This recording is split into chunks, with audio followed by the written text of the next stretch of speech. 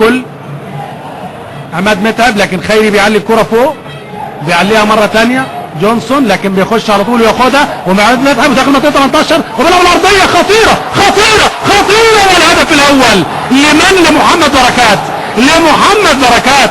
كان 3 أهداف في المباراة اللي فاتت اللي انتهت الملعب، تألق ومنه إلى أهل جدة ثم العربي القطري ثم استقر به المقام ليغر، حط جسمه حلو وحطها البركات، وبركات بيعدي من محمد مع القانون ومع روح اللعبة مش موجودة، وابو تريكة في الشباك أيضا. لا شيء للنادي الإسماعيلي. أجواء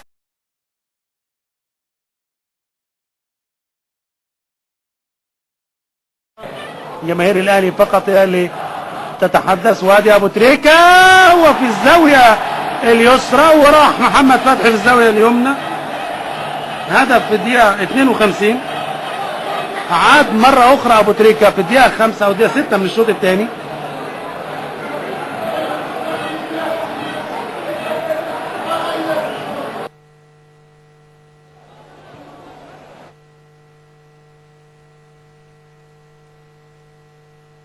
اتجاهها